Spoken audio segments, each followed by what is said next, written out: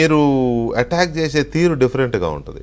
పర్టికులర్గా కేసీఆర్ ఫ్యామిలీని పర్టికులర్గా మీరు తగులుకుంటే అది మామూలుగా ఉండదు. అది కేసీఆర్ గారినైనా కేటీఆర్ గారిని అయితే ఇక మీరు మామూలుగా ఉండదు. మీ ర్యాగింగ్ అనాలనో దాడి అనాలనో ఏమనాలో. కవిత గారిని కూడా మీరు అదే రేంజ్లో చేస్తారు. ఏంటి అంత ఫోర్స్ఫుల్గా అటాక్ చేయడానికి కారణాలు ఏంటి? చాలా ఇప్పుడు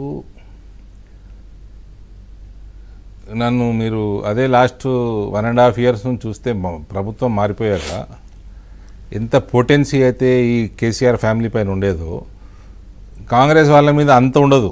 అదే చెప్తున్నా నేను. అంటే సబ్జెక్ట్ పరంగా ఉంటుంది. నా క్వశ్చన్ కూడా అదే. సబ్జెక్ట్ పరంగా ఉంటుంది. సబ్జెక్ట్ పరంగా ఏంటంటే అంత కనబడదు. సబ్జెక్టు అవగాహన ఉన్న వాళ్ళకి కనబడుతుంది. కేసీఆర్ దగ్గరకు వచ్చేసరికి పర్సనల్ ఆయన మాట్లాడే భాషలోనే ఆయనకు అప్పగించాము. ఆయనకు అర్థమయ్యే భాషలోనే, ఆయన ఫ్యామిలీకి అర్థమయ్యే భాషలోనే, ఇవ్వాలట్టు కూడా ఆయన కొడుకుకి అర్థమయ్యే భాషలోనే చెప్తాం జవాబు.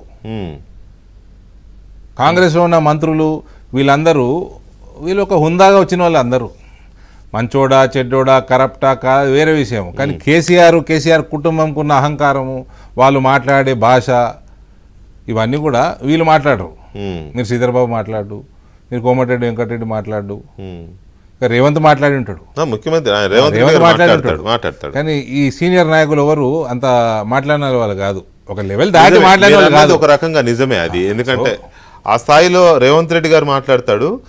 కొంతమంది నాయకులు వేరే వాళ్ళు ఉన్నారు మాట్లాడేవాళ్ళు. కానీ మీరు చెప్పిన పేర్లు అయితే ఉత్తమ్ కుమార్ రెడ్డి గారు, కోమటిరెడ్డి వెంకటరెడ్డి గారు, జగ్గారెడ్డి గారు, ఇట్లా వీళ్ళు ఎవరు మాట్లాడారు? దామోదర రాజనరసింహ గారు మాట్లాడరు, భట్టి గారు మాట్లాడరు, సురేఖ మాట్లాడదు, ఆ మేడం మాట్లాడదు, మన సీతక్క గారు సురేఖ గారు స్లిప్ అవుతున్నారు ఈ మధ్య 2-3 స్లిప్ అయినట్టుంది. అవసరం లేదు. అంటే దాంట్లో 2 వెర్షన్స్ ఉన్నాయండి. ఒకటి, వాళ్ళు మాట్లాడకపోవడం కారణం ఏంటి అనేది, వాళ్ళ భాష అంతా అనేది సాఫ్ట్. రెండోది, రేవంత్ రెడ్డి గారిని ప్రొటెక్ట్ చేయకుండా కావాలని అలా ఉంటున్నారనే వెర్షన్ కూడా ఉంది. ఈ రెండిట్లో ఏది కరెక్టు మీ ఒపీనియన్ ప్రకారం? యాజ్ ఎ న్యూట్రల్ పొలిటీషియన్గా చెప్పండి. పొలిటీషియన్ న్యూట్రల్గా ఎలా ఉంటాడు? చూడండి, కాంగ్రెస్ పార్టీ తెలివందేం కాదు, గ్రూపులు సహజం. రేవంత్ వచ్చి సీఎం అయిపోయాడని ఏడ్చేవాళ్ళు చాలా మంది ఉన్నారు. అవును. అయితే రేవంత్ నా లెక్క ప్రకారం కాంప్రమైజ్ కాలేదు టికెట్ల విషయంలో. కాలేదు. 2019లో కాంగ్రెస్ పార్టీ నాయకులు కాంప్రమైజ్ అయ్యారు. అది one of the main reasons కేసీఆర్కి ప్రభుత్వం రావడానికి.